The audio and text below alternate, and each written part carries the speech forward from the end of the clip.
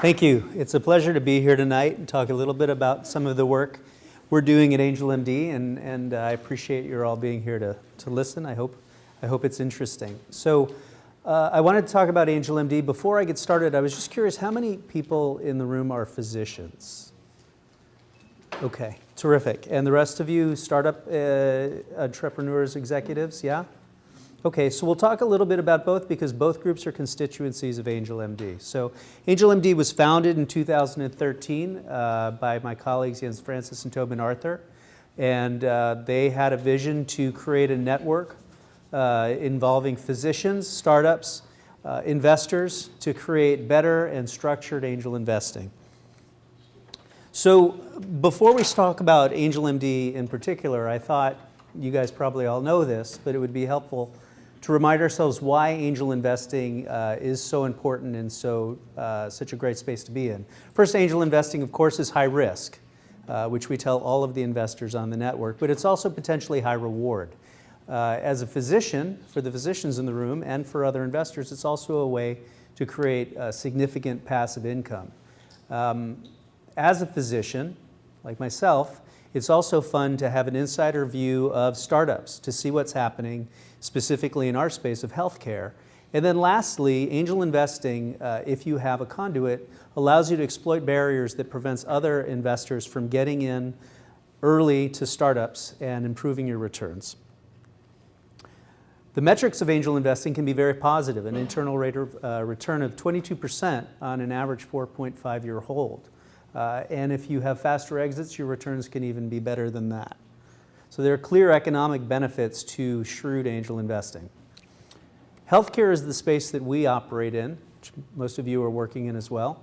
$22 billion is invested annually in healthcare with a significant amount of M&A activity, which are the exits that we look for in angel investing. So we see a value creation of 15 to 17 times the invested dollars. And nice little graphic showing a small bar and a big bar, which we like to see. And what's happening? What's happening in healthcare is there are just a lot of changes. We have immunotherapies, we have genetic data, we have data science. So much is happening right now. There's so many opportunities for businesses to grow and be successful. We want to be a part of that, and we want our membership to be a part of that. So why is angel investing so valuable? What is it that creates value in the angel space? Well, specifically in healthcare and life sciences, we look at the milestones and the value inflection points. And the idea is that if you can identify companies early, before they've hit their inflection points, you can see a much higher return on your investment. So if you look at the slide, angel capital typically comes in somewhere between IP development and IP protection. You haven't necessarily exited your regulatory and compliance framework. You certainly most likely haven't received your market validation. So at that point, there's a lot of idea and not a lot of action. Well, that's a really neat space to be in because in healthcare, a lot of the science that goes into making a good company is understood by very few people. But those people understand that well. We think at AngelMD that by capitalizing on that knowledge, we can identify winners much earlier, getting in before we get market development, commercialization, where you have a much lower return on your investment. So greater value creation occurs earlier in the stages of growth. So what is AngelMD specifically? Well, we would like to call ourselves the marketplace, and we connect early stage healthcare companies with MDs, with PhDs, with industry professionals, and with investors. And the result of that interaction is to create better outcomes. So we're actually many individual things. We're a marketplace, so we're a place where startups can put their profile. All of you with healthcare-related startups can submit your profile for free to our website, and you'll immediately be seen by our network. Sometimes startups on the network will solicit advisors. Sometimes they'll solicit direct investment. Sometimes we'll just be able to watch them on their path as they post updates. It's very valuable to add the metric of time when you're evaluating a company. The second thing is we're a network. So we are a network of physicians, a network of investors. We have events. We had an event where Uli was able to join us a couple of weeks ago in Napa, which was amazing. And this is a way that people can talk about investment, can talk about startups, can talk about innovations, and again, source the best deals to come through. One of the things we're most proud of, which is probably our secret sauce, is our analytic engine. So we have developed a way to look at companies from when they have joined the network. We look at their subjective and objective data, we evaluate their science, we evaluate their clinical claims, we evaluate their business claims. We put a score on that. And then we follow them over time and we create a dynamic score. We take the combination of this information, we compare it to other companies within the similar spaces. And from that, we feel that we can predict the better companies. And we use the physicians and the investors to help us in the process to evaluate companies. So we're going to not just have the guy we call on the phone who's always the guy who takes the call from the people who invest the money. We're going to go to the market. We're going to talk to the doctors who are actually using these products on a daily basis, or would use these products, the people who understand the science, the key opinion leaders. And we're going to get several opinions, not one. And we're going to develop the analytics based on that information. We then take that information, we package that into a product that we share with the investors. They use that information as part of their decision-making process to decide whether this is a company they'd be interested in investing. So that leads to the capital development platform, and we have a really terrific vehicle, which I'll talk about in a little bit, where startups can come, they post their profile, and they can either elect to sort of independently move through and use the mechanics of our website, which is a very low-cost way to raise money, or we can support it with reviews and promotions and so forth to the physicians network and the investor community to help them raise capital. And lastly, we're also a fund. We have a fund on the side. The fund typically gets the best of the best, so that all of the companies that get through and get reviewed well and get validated with an investment, those are companies the Catalyst will look at and consider making an investment in as well. That helps to support the companies, of course, because it brings more capital to them. So really what our value proposition is that we're trying to optimize the return on investment. So what do we mean by that? It's not super complicated, but this is how we do it. I consider that we have opportunity, insight, and support, and all of those have a multiplier effect on each other that will optimize the ROI. So what is the opportunity we have? Well, we have the largest curated and qualified healthcare startup deal flow in the world that we're aware of. Most companies have problems finding companies. We have companies, we have a lot, nearly 1,000 today on the website. So it's a very thriving environment for startups. The second part is what we just discussed, which is our insight. So we have our expert reviewing system, we have our scoring, our tracking, and then our proprietary industry metadata. And this is, I think, the most powerful component because we actually don't just look at one company, we can look at all of the companies and we can compare them to each other, and from that, ideally make the best investment decisions. And then lastly, something that might seem more ephemeral, but in fact can be very powerful, is the support. We are a network of thousands of physicians and thousands of investors. We can provide support to these companies in ways that are material and will benefit them. And we've done that. We've helped create clinical study sites. We've helped companies with presentations and posters at like a melanoma conference.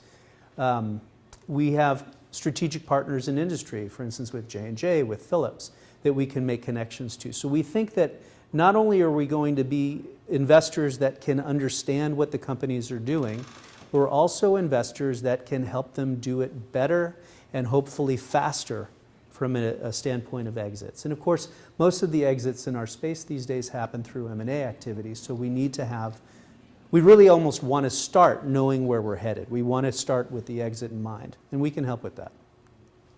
So our platform specifically is the startups, it's the physicians, it's the investors. All of that comes together, and then the interesting part, which will be more interesting as time goes on and we have more deals under our belt, will be the data that comes out of all of that. And of course, the predictive data has to be compared to the actual outcomes. We haven't had exits yet, but we hope that they'll be very favorable.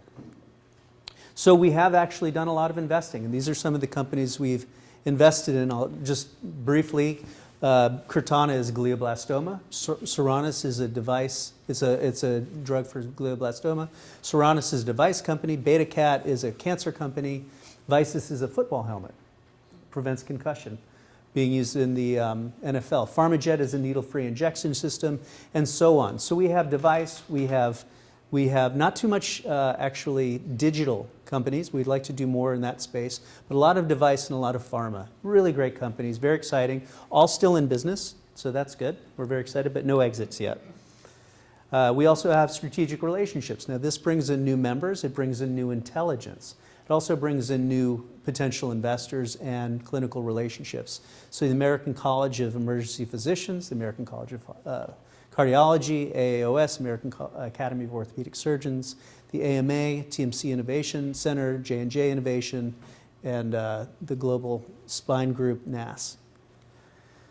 So I wanted to talk to this group in particular about two things that I think would be most interesting. The first one is member opportunities for investors and physicians. I'll cover this briefly so I can talk more about how we integrate the startups, because I think that'll be more interesting to this group. So there are a lot of things that members can do on the site. First, it's free to be a member. It's also free to submit your profile, and we'll talk about that in a minute. We want to keep the barriers very low, so it's your time. And I guess that's not free, but it's not a lot. So you can advise startups. Startups want advisors, and a lot of startups historically Google. They Google for doctors. They Google for scientists. We can facilitate those connections, and then they can be as much as you want them to be. You can review startups in your area of expertise, and you can participate in that analytic engine. It's really interesting. You get to be a part of innovation. You get to see what's around the corner. Of course, you can invest in our syndicates. Our syndicates are made up of special purpose vehicles. And again, I'll talk about that in the next slide. But our minimum investment can be as low as $10,000. So it's a very accessible number. So what we're trying to do is essentially democratize this. You can lead a syndicate, which again we'll talk about in a second, but leading a syndicate will not only allow you to evangelize a company that you believe in and you think will make a difference, but also will give you carried interest as part of your efforts, which can be very lucrative. You can support our portfolio companies, as we discussed earlier, and you can also submit startups to participate in the network. So our syndicate vehicle is a really nice vehicle that's been created. It lowers the cost of investment dramatically. So we can put 99 members onto a syndicate. One member name, the syndicate name, goes onto the capitalization table for the startup who gets the investment.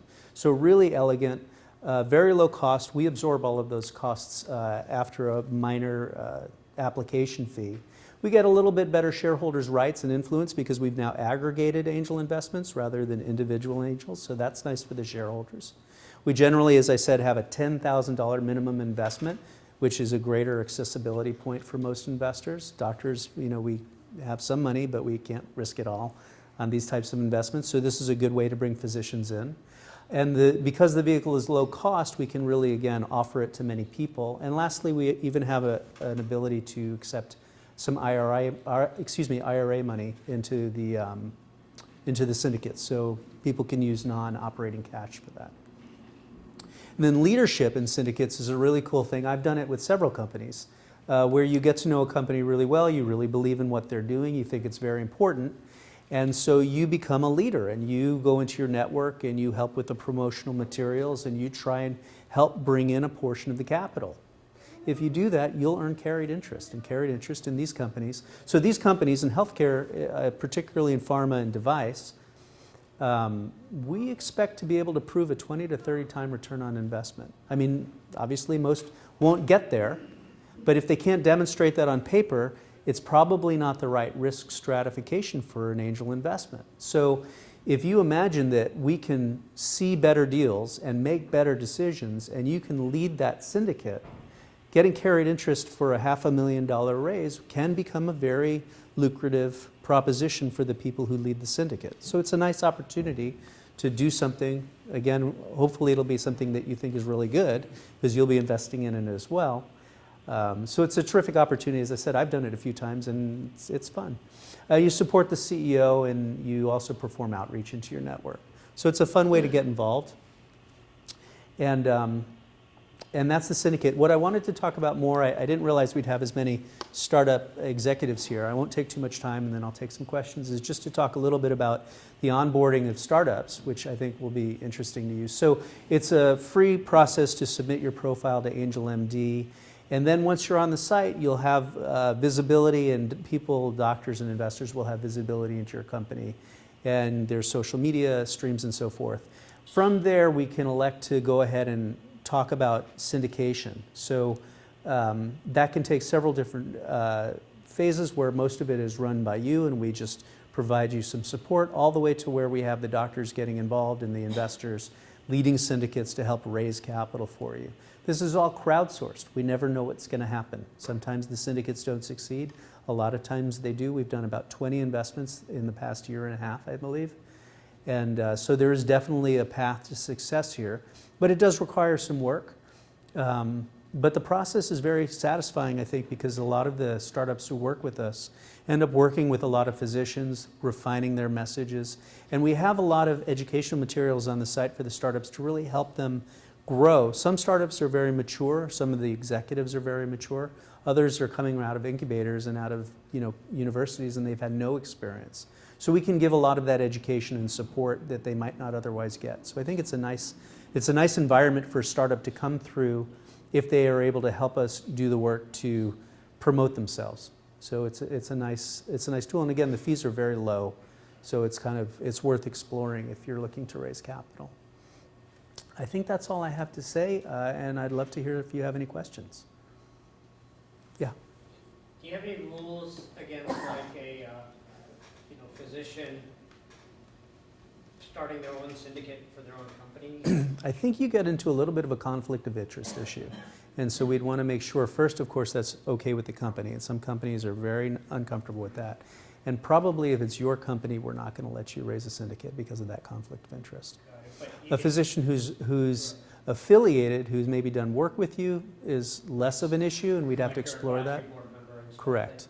And then, sorry, the other question I have is that the odds, I'm a bit concerned about the odds. You're saying you have like 1,000 companies on the site, but yet you funded like 20. I mean, it seems like the vast majority don't really get anything. Well, that's going to be true. That's going to be true.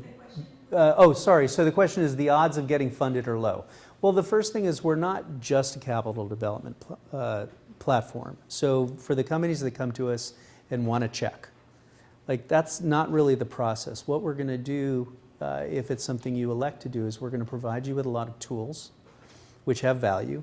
We're going to potentially, if you elect to do that, provide you with a review, which is good feedback, which is high-level feedback. And if you sort of cross our threshold, we'll discuss with you our desire to endorse a raise. You can still use our tools to raise money on our site, but if we're going to endorse it, you have to do two things. You have to fulfill an analytic, or you have to exceed an analytic goal. You also have to create a general level of enthusiasm, because again, we're crowdsourced. It's not a fund.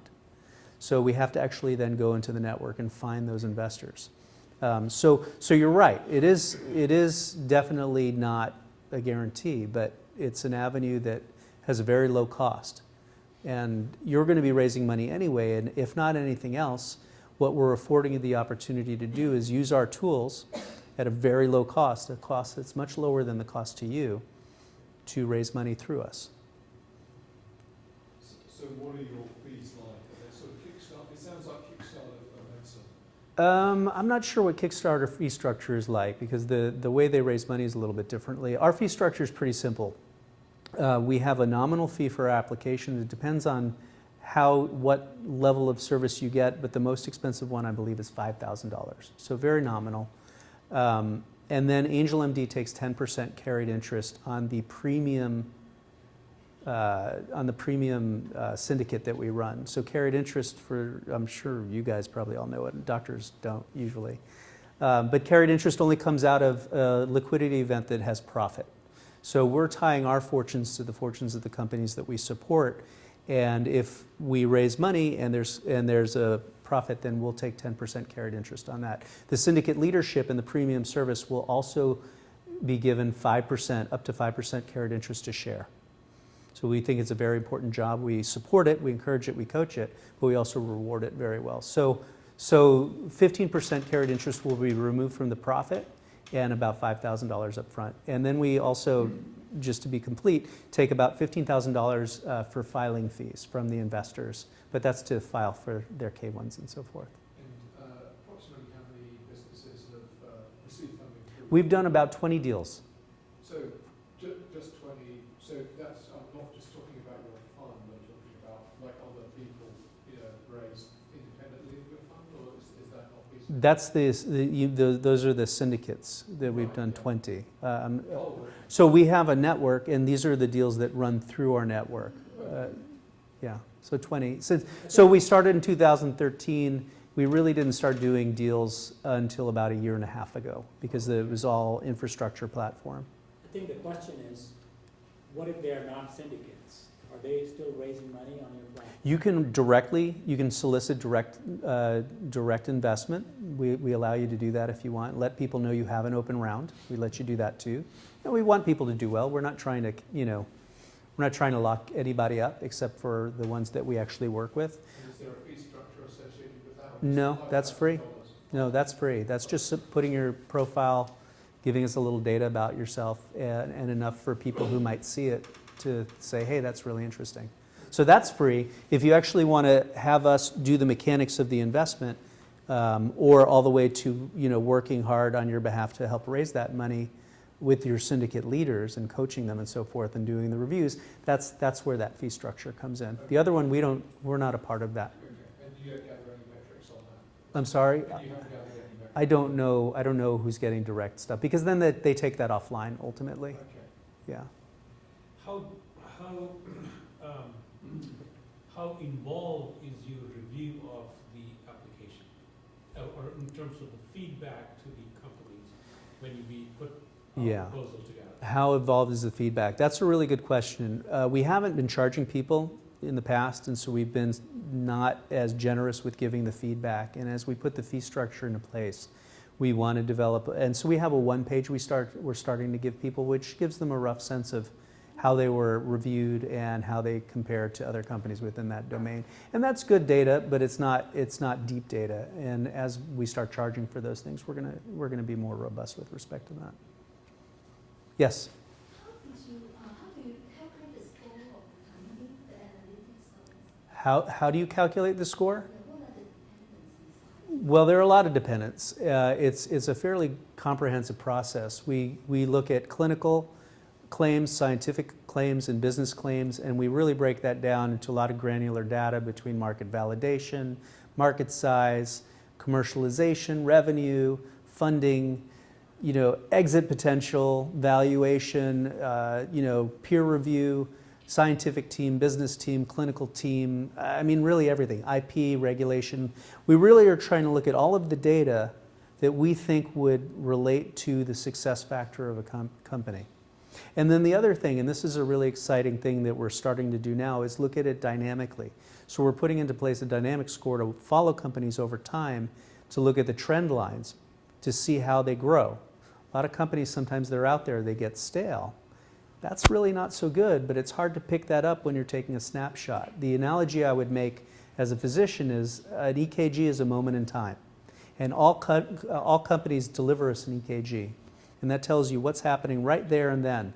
But it doesn't tell me what's happening a week later or a month later. You want stress tests. You want to see what's happening over time. You want to see an activity. And so we can get both. And I think that gives us a much more comprehensive look into the life of the companies. And then if you imagine what happens when we take your company and we look at that, and we have 10 other companies in a similar space, and we can compare all of those, that's really powerful. And we hope to use that information to make the best investment decisions. Orrin, what's the legal structure? Is a syndicate equivalent to a holding company? It's an LLC. But is it a separate? It's not a new holding LLC? company. It's a separate new LLC. We have escrow for it, but there's no holding. Well, it holds the shares. But one of the nice things about this is there's no real management fees, because the money comes in, and as soon as it's aggregated and the syndicate closes, it goes straight out to the entrepreneurs. We don't hold the money. We don't manage the money. The fund does that as a traditional fund, but we don't through the syndicates. Another question. Yes. So each entrepreneur who will put their profile on the website Yes. will be paying you $5,000. No. No? No, let me be clear about that. That's a really, I don't want you to take that away. The fees are for people who actually actively will be trying to syndicate their companies. So we're going to actually do a lot of work for you, and you're going to give us a nominal fee for that. Just to submit your profile is completely free. But you don't get anything in return, though. Well, you get visibility to a network of physicians and investors who may take direct interest in you. They may say, hey, I think what you're doing is great, and I want to run a syndicate on AngelMD for you, or it may be nothing. So these 20 companies that got funded, did you syndicate most of them? No, I've syndicated 5. I've been involved with 5 No, not syndicates. you, personally, but overall. Is it 20? The 20, yeah, those are companies that I showed you. Those are all companies that have syndicated on our platform. Actually, most of them, some of them received some money from the Catalyst, I believe. Yeah.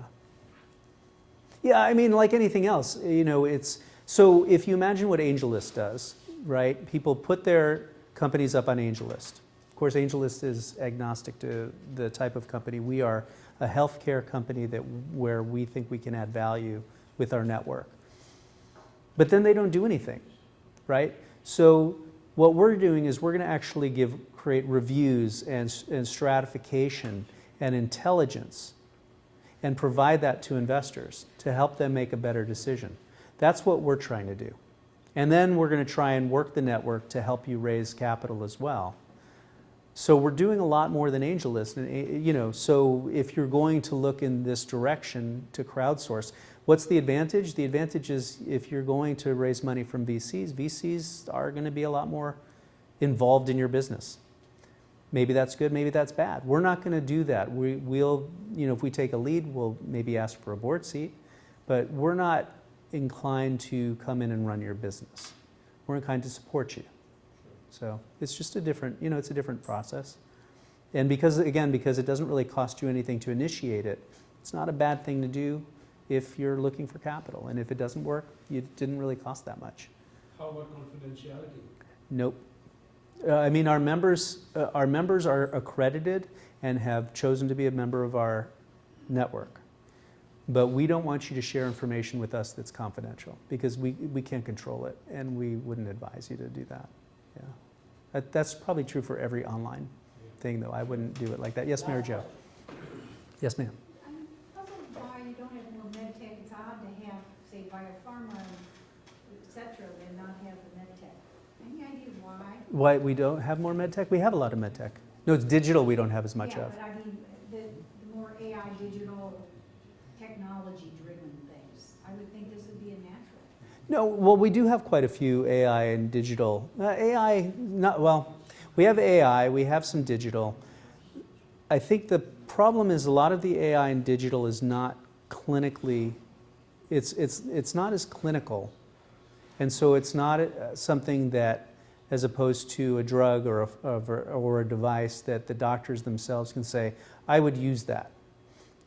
Some of the digital programs, I think we're trying to develop a better investor base who's interested in the digital space. And we just hired a physician as a regional medical director who really loves digital, and she's going to bring a lot of value with respect to the digital space. I think we're going to be able to do more digital work. But right now, I think that for instance, we raised money for a company that has a dynamic scoliosis brace. And we had the key opinion leaders who treat scoliosis in the country, 3 or 4 of them, who were involved in the investment. And it was something they understood and that they could share with their networks, and that you knew these people could make a market. And it was a really smart deal. And so we did that deal. And I think we see more of that now, but I'd like to see more digital on the platform as we go forward. Good, thank you very much. Thank you. Thank you. It was a pleasure. I appreciate it.